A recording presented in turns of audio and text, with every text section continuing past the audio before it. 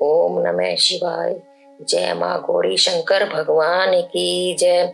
श्रावण मास महात्म की जय। बंधुओं, भक्ति गीत वर्षा में आपका हार्दिक अभिनंदन है। आज मैं श्रावण मास महात्म के 16वें अध्याय का आपको शरण कराती हूँ। बोल शंकर भगवान की जय। भगवान शिव ने कहा, हे संत कुमार, अब मैं आपसे शीतला सप्तमी के व्रत का विधान कहता हूँ। श्रावण मास के शुक्ल पक्ष में सप्तमी को यह व्रत करना चाहिए। सबसे पहले दीवार पर बावड़ी का चित्र बनाकर उसमें दिव्य रूप वाले 7 जल देवताओं के चित्र बनाने चाहिए। 2 बालकों सहित 1 स्त्री, 1 पुरुष, 1 घोड़ा, 1 बैल, नर वाहन सहित पालकी लिखकर षोडोपचार विधि पूर्वक जल देवों की पूजा अर्चना करनी चाहिए। ककड़ी, दही, भात आदि का नैवेद्य अर्पित करना चाहिए तथा नैवेद्य के पदार्थों का वायना ब्राह्मण को देना चाहिए। यह व्रत निरंतर 7 वर्ष तक करना चाहिए। प्रतिवर्ष 7 सुहागिनों को भोजन कराना चाहिए। तत्पश्चात उद्यापन करना चाहिए। एक स्वर्ण पात्र में 7 जल देवों की मूर्तियां रखकर सायंकाल समय उन मूर्तियों की बालकों के साथ पूजा करें। अगले दिन प्रातःकाल ग्रह होम पूर्वक चरु से हवन करना चाहिए। भगवान शिव ने कहा कि पहले जिसने इस व्रत को किया है और उनको जो फल प्राप्त हुआ है, मैं वह तुमसे कहता हूँ, सुनो। सौराष्ट्र प्रदेश के शोभन नगर में धनद नामक अत्यंत धन संपन्न व धर्म का पालन करने वाला व्यक्ति रहता था। उसने एक निर्जल स्थान में जलाशय बनवाया। उसने बहुत सा धन खर्च करके पशुओं के पानी पीने के लिए सुंदर पत्थरों की सीढ़ियां बनवाई और जलाशय के चारों ओर एक सुंदर बाग लगवाया। वहां पर आने वाले यात्री उस बाग के पेड़ों के नीचे बैठकर विश्राम किया करते थे। किंतु कुछ समय बाद ही जलाशय का सारा जल सूख गया और उसमें एक बूंद भी जल नहीं रहा। तो वह धनिक चिंता मगन हुआ, उस जलाशय पर ही सो गया। तब उस व्यक्ति को जल देवताओं ने स्वप्न में दर्शन देकर कहा कि हे धनद, यदि तुम जलाशय में जल प्राप्त करना चाहते हो तो इसका एकमात्र उपाय यह है कि तुम हमारे निमित्त अपने पोते की बलि दे दो। धनद ने घर आकर वह सारा सपन अपने पुत्र को कह सुनाया। उसके पुत्र का नाम दरविण था। वह भी धार्मिक कार्यों में सदैव तत्पर रहता था। दरविण ने पिता से कहा कि पिताजी, आप मेरे व मेरे पुत्र के भी जनक हैं। विश्व में धर्म से बढ़कर तो कुछ भी नहीं है, तो इसके विषय में अधिक सोचने विचारने की आवश्यकता नहीं है, क्योंकि धर्म ही चिरस्थायी है। पुत्रादि तो सब नाशील हैं। थोड़ा सा मूल्य देकर कोई बड़ा फल प्राप्त करना बहुत कठिन है। मेरे 2 पुत्र हैं, सीतांशु तथा जडांशु। इनमें से सीतांशु बड़ा है, इसमें विचार करने की कोई बात नहीं है। आप उसकी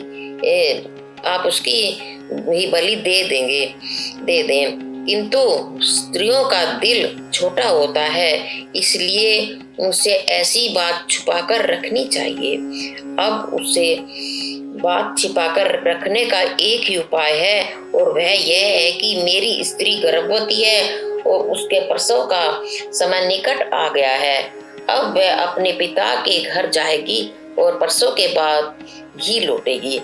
उसके साथ मेरा छोटा पुत्र जडांशु भी जाएगा। पिताजी, उस समय यह कार्य बड़ी सरलता व सफलता पूर्वक हो सकता है। अपने पुत्र के ये वचन सुनकर धनद ने प्रसन्नता पूर्वक कहा, हे पुत्र, तुम धन्य हो और तुम्हारे जैसा पुत्र प्राप्त करके मैं भी धन्य हो गया हूँ, इसलिए मैं पुत्र वाला हूँ। उन्हीं दिनों धनी की पुत्र वधु सुशीला के घर से बुलावा आ गया और वह अपने पिता के घर चली गई। जाते समय दरविण ने अपनी स्त्री से कहा, यह बड़ा लड़का यहाँ रहेगा और छोटे पुत्र को तुम अपने साथ ले जाओ।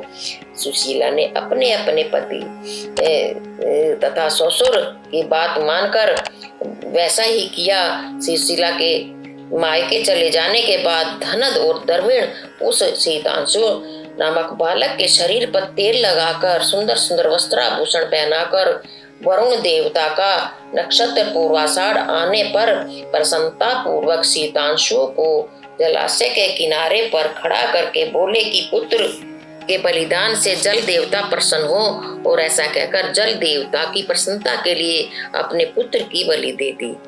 इससे जल देवता प्रसन्न हो गए और जलाशय भी जल से भर गया। तब वे दोनों पिता पुत्र जलाशय भर जाने के कारण प्रसन्नता पूर्वक पुत्र शोक से विहल होकर घर वापस आ गए।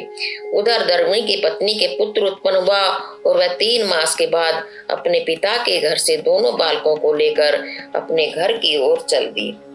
मार्ग में जब वह जलाशय के पास पहुंची, जो उनके घर से 1 योजन दूर था, जलाशय को जल से भरा हुआ देखकर वह बहुत आश्चर्यचकित तथा प्रसन्न हुई और सोचने लगी कि यह मेरा ससुर के धन और परिश्रम का सुफल है। उस दिन श्रावण मास की सप्तमी तिथि थी। उसने शीतला माता का व्रत किया हुआ था। दही और चावल मंगाकर स्वादिष्ट भोजन बनाया। जल देवता का पूजन करके दही चावल और ककड़ी का नैवेद्य अर्पण किया तथा ब्राह्मणों को वायना देकर स्वयं भी भोजन किया और बंधु बांधवों को भी भोजन कराया। तत्पश्चात सुंदर पालकी में बैठकर अपने घर की ओर चल दी। तो जल देवता परस्पर सोचने लगे कि इसने बड़े श्रद्धा भक्ति पूर्वक हमारा व्रत किया है, जिससे प्रसन्न होकर हमने इसे पुत्र दिया है, किंतु इसका पहला पुत्र यदि इसे न मिला तो इसका हृदय व्यथित होगा और हमारा प्रसन्न होना भी व्यर्थ हो जाएगा। ऐसा विचार करके उन्होंने शीतांशु को जल से बाहर उसकी माता को दिखाकर विदा कर दिया तथा वह बालक अपने माता को देखकर माँ माँ कहकर सुशीला के पीछे पीछे दौड़ने लगा। सुशीला ने जब पलट कर अपने पुत्र को देखा तो अत्यंत हर्षित होकर उसे गोद में लेकर उसके सिर को सूंघा और सोचने लगी कि यह बालक यहाँ कैसे आया, परंतु यह विस्तार करके कि कहीं बालक भयभीत न हो जाए उसने उससे कुछ नहीं पूछा। वह मन ही मन सोच रही थी कि यदि चोर उठाकर लाए हैं तो इसके गहने क्यों पहने हुए हैं, इसे यदि पिशाच यहाँ लाए हैं तो यह जीवित कैसे बचा। निश्चित रूप से घर के सभी लोग चिंता कर रहे होंगे। उसी समय पिता पुत्र को लोगों से जब यह याद हुआ कि सुशीला आ रही है तो वे दोनों सोचने लगे कि जब वह घर में आकर शीतांशु के विषय में पूछेगी तो हम उसे क्या उत्तर देंगे। इतने में सुशीला अपने 3 पुत्रों को लेकर घर पहुंच गई। धनन तथा धरुण आश्चर्यचकित होकर शीतांशु को देखकर सुशीला से पूछने लगी कि हे सुचि सिमते, तुमने ऐसा कौन सा पुण्य व्रत किया है? तुम पतिव्रता हो, तुम धन्य हो, साथ ही पुण्यशालिनी भी हो। शीतांशु की मृत्यु को 2 मास हो गए, किंतु तुमने इसे पुनः प्राप्त कर लिया और जलाशय भी जल से भर गया। यहाँ से जाते समय तुम मात्र 1 पुत्र को लेकर गई थी, किंतु अब तुम 3 पुत्रों के साथ आई हो। तुमने तो पूरे कुल का उद्धार कर दिया, मैं तुम्हारी कैसे स्तुति करूं। इस प्रकार से ससुर ने सुशीला की खूब प्रशंसा की। पति ने पत्नी को बड़े प्रेम पूर्वक निहारा तथा सास ने भी बहू की खूब प्रशंसा की। तब सुशीला ने मार्ग में किए गए शीतला माता के व्रत का सारा समाचार कह सुनाया और बोली कि यह जब उसी का पुण्य प्रताप है। इस समाचार को सुनकर सभी प्रसन्न हुए तथा इस प्रकार उनके सारे मनोरथ पूर्ण हो गए और उन्हें परम सुख प्राप्त हुआ। भगवान शिव ने कहा कि हे संत कुमार, मैंने तुम्हें शीतला सप्तमी के विषय में बताया है। इस व्रत में शीतल दही चावल ककड़ी जलाशय का जल और शीतला देवता कहे गए हैं, इसलिए इस व्रत को करने वाला तीनों तापों से मुक्त हो जाता है। इसी कारण श्रावण मास में शुक्ल पक्ष की सप्तमी का नाम शीतला सप्तमी पड़ा है। बोलो श्रावण मास महात्म्य की जय। बंधुओं, चैनल को लाइक शेयर और सब्सक्राइब करें और बेल आइकन भी दबाएं, जिससे कि आपको हर जानकारी मिल सके। बोल शंकर भगवान की जय। ओम नमः शिवाय। हरि ओम नमः शिवाय। ओम नमः हरि ओम नमः शिवाय। हरि ओम नमः शिवाय। ओम नमः शिवाय। ओम नमः शिवाय। हरि ओम नमः शिवाय। ओम नमः शिवाय। हरि ओम नमः शिवाय। बोल शंकर भगवान की जय।